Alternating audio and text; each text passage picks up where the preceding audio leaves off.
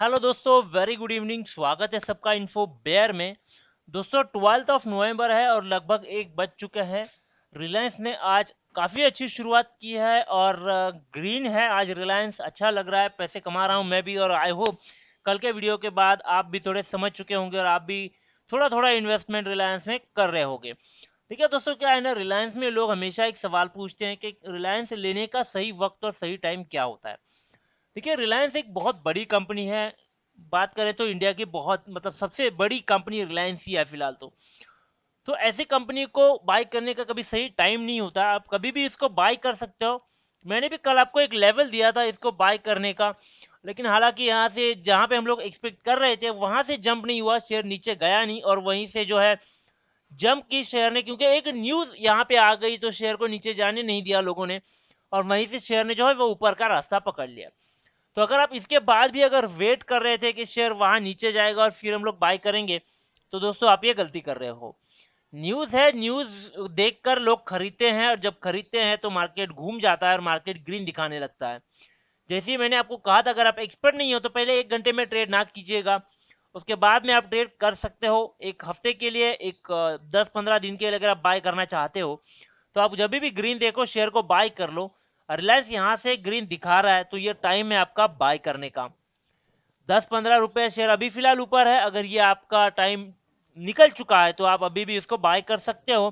3-4 दिन में आपको एक अच्छा खासा रिटर्न जो है इस पे मिल जाएगा। तो बात करते हैं दोस्तों उस न्यूज की जिसने ग्रीन में जाने से रोका और शेयर को है जो वो आगे बढ़ा दिया। तो हम लोग बात कर रहे हैं दोस्तों यहाँ पे गूगल और रिलायंस के डील की। जी हाँ, एक बहुत बड़ी डील होने जा रही है यहाँ पे गूगल और रिलायंस के बीच में। उसके बारे में हम लोग बात करेंगे। ठीक है, कुछ समय पहले फेसबुक की भी डील हुई थी रिलायंस के साथ में और उसके बाद में जो है वो गूगल ने भी बातचीत की थी। लेकिन कुछ समय के लिए वो डील जो है एक साइड में रखी गई थी क्योंकि वो सीसीआई के अंडर आ रही थी। यानी कंपटीशन जो मैनेज करती है, गवर्नमेंट की एक ऑर्गेनाइजेशन है, वो पूरी तरह से जो भी मार्केट में होने वाले कंपटीशन है उसको जिंदा रखना चाहती है।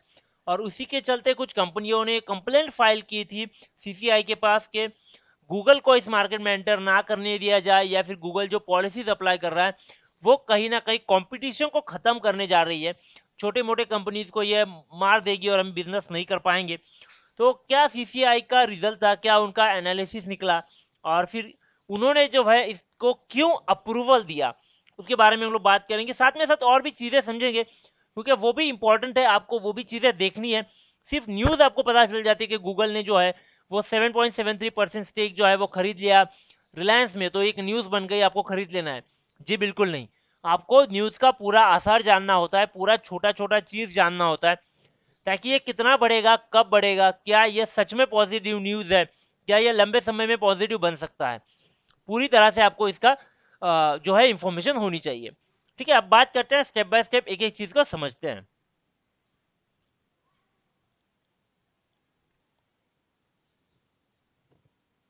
पहली न्यूज थी दोस्तों, वो आपको बता दूं, CCI approve the Google picking up 7.73% stake in Jio platform. अब जियो के ऊपर इतनी सारी इन्वेस्टमेंट ऑलरेडी हो चुकी है, उसमें 7.73% अब गूगल की भी इन्वेस्टमेंट हो चुकी है।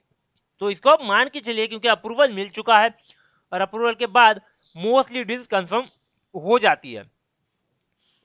अब यहाँ पे सीन क्या है, कंपटीशन कमीशन ऑफ इंडिया यानी सीसीआई, ये ऑर्गेनाइजेशन है इंडिया की जो टेक केयर करती है कि कोई कंपटीशन जो है वो पूरी तरह से ना चला जाए। जैसे कि अगर एज्यूम करें अभी टेली मार्केट में अगर बात करते हैं, टेली कम्युनिकेशन में, तो रिलायंस है, एयरटेल है और वोडाफोन है। काफी सारे छोटी छोटी कंपनीज मोस्टली बंद हो चुकी है। तो अगर रिलायंस और वोडाफोन भी बंद हो जाते हैं तो यहाँ पे पूरी तरह से मोनोपोली हो जाएगी रिलायंस की यानी जियो की। तो गवर्नमेंट कभी ये अलाउ नहीं करेगी कि ये दोनों कंपनी को किसी तरह से मार्केट से निकाल दिया जाए, क्योंकि सीसीआई वहां पे है, वो कंपटीशन हमेशा चाहती है क्योंकि कंपटीशन रहेगा तो लोगों को चॉइस मिलता है और वो हमेशा मिलना चाहिए। और इसी के चलते कंपटीशन कमीशन ऑफ इंडिया ने इस चीज को है वो पूरी तरह से देखा, समझा और उसके बाद में यहाँ पे अप्रूवल दिया। अप्रूवल के चलते ये डील बन चुकी है लगभग 33 यानी 34,000 करोड़ की। अगर नियर बाय हम लोग बात करें तो 34,000 करोड़ की ये डील साइन अप हुई थी और उसके बाद में ये इशू हुआ और इस इशू को अभी अप्रूवल मिल चुका है, यानी क्लीन चिट मिल चुका है गूगल को रिलायंस में या रिलायंस जियो में इन्वेस्टमेंट करने का। अब क्या प्रॉब्लम है और क्या हो सकता है, हुआ क्या दोस्तों कि अभी जो टेक जायंट है गूगल, उसको एक अपॉर्चुनिटी मिल गया कि अपने सिस्टम यानी एंड्रॉयड को रिलायंस के फोन के अंदर डालने का। रिलायंस एक स्टार्टअप लेवल का स्मार्टफोन लेकर के आ रहा है और उसके अंदर ओएस होना बहुत जरूरी है। तो गूगल हमेशा अच्छे से चाहता है कि हर एक फोन में उसी का ओएस हो, और इसी के चलते उसने जियो के साथ टाइप किया। और अभी रिलायंस का जो भी स्टार्टअप एंड्रॉयड फोन आएगा उसके अंदर स्मार्टफोन जो आएगा उसके अंदर एंड्रॉयड डली हुई आपको मिल जाएगी। अब यहाँ पे क्या है, ये छोटा सा इंटेंस जो चीज बोलते हैं एक डीप में जाकर के इसको स्क्रूटिनी किया गया, इसको अंडरस्टैंड किया गया ग्लोबल इंपैक्ट के लेवल पे, कि गूगल के जैसे बड़े जायंट के आने से जो छोटे छोटे टेक कंपनीज है उसको क्या इफेक्ट होगा।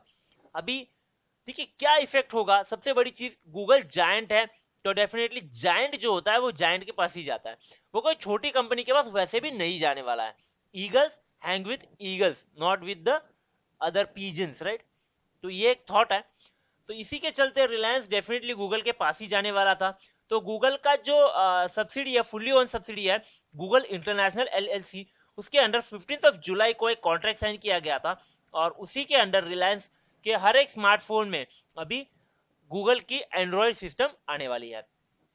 अब हमें 2 एलिगेशन किए गए थे बेसिकली। उसमें पहला वो चीज था कि गूगल कोई भी ऐप स्टोर से कुछ भी बाय करने के लिए आपको गूगल पे ही यूज करना है, ये मैंडेटरी था, ठीक है। यहाँ पे आप पेटीएम नहीं यूज कर सकते, यहाँ पे आप फ्री रिचार्ज वाला यूज नहीं कर सकते, और भी काफी सारे पेमेंट ऐप है वो आप यूज नहीं कर सकते, आपको सिर्फ गूगल पे ही यूज करना है। तो ये एक मैंडेटरी चीज बना दी गई थी, इस पे एक एलिगेशन था। दूसरा था कि अभी जितने भी स्मार्टफोन्स जियो प्रोड्यूस करेगा उसमें प्री इंस्टॉल्ड गूगल पे मिलेगा। पहले गूगल पे प्री इंस्टॉल एंड्रॉइड के साथ नहीं आता था, अभी ये एंड्रॉइड के साथ प्री इंस्टॉल मिलेगा। यानी आपको याद होगा कुछ साल पहले माइक्रोसॉफ्ट ने भी ऐसे किया था, उन्होंने अपने सिस्टम में इंटरनेट एक्सप्लोरर प्री इंस्टॉल करा के दिया था। उसकी वजह से नेटस्केप ने भी उनके ऊपर केस डाल दिया था, और शायद आज भी माइक्रोसॉफ्ट जो है उनको पे कर रहे हैं नेटस्केप को उस पर्टिकुलर केस के लिए। तो यही वही सीन यहाँ पे रिपीट हो रहा है कि जी पे जो है वो एंड्रॉइड में प्री इंस्टॉल मिलेगा अब आपको। साथ में ही यूएस का जो जायंट है जिसे हम गूगल बोलते हैं, वो सर्च में वीडियोस हो, मैप हो, ईमेल हो, इंडिया में सबसे ज्यादा यूज किया जाता है। और साथ ही साथ 10 में से 9 फोन जो है उसमें एंड्रॉइड है। तो आप समझ सकते हो एंड्रॉइड का मार्केट इंडिया में कितना बड़ा है। और अगर एंड्रॉइड के साथ जियो आ जाता है तो आप सोचिएगा जियो के पास लगभग 400 मिलियन कस्टमर्स है। तो वो 400 मिलियन वाले कस्टमर्स को भी कहीं ना कहीं पे एंड्रॉइड यूजर बना दिया जाएगा, और फिर से एक बहुत बड़ा मोनोपोली यहाँ पे गूगल क्रिएट करना चाहता है।